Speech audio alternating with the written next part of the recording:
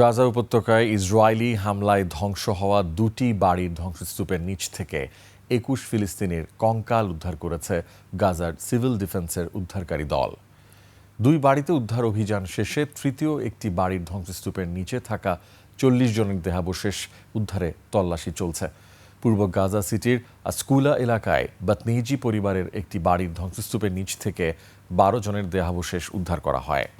পরে পশ্চিম গাজা সিটির কাতিবা এলাকায় গারবিয়াহ পরিবারের বাড়ির ধ্বংসস্তূপ থেকে আরও ৯ জনের দেহাবশেষ উদ্ধার করা হয়।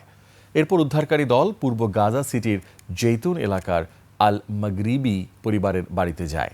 সেখানে ধ্বংসস্তূপের নিচে আরও ৪০ ফিলিস্তিনির দেহাবশেষ আটকে থাকার খবর পাওয়া গেছে।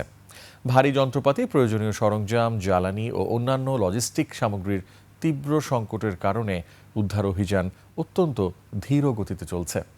ধ্বংসস্তূপের নিচে আটকে থাকা মরদেহ উদ্ধারে গাজার সিভিল ডিফেন্স গত ১৯ জুলাই দ্বিতীয় পর্যায়ের অভিযান শুরু করে। এসব স্থাপনার ধ্বংসস্তূপের নিচে আনুমানিক ১,০৭২ ফিলিস্তিনির দেহাবশেষ রয়েছে বলে ধারণা করা হচ্ছে।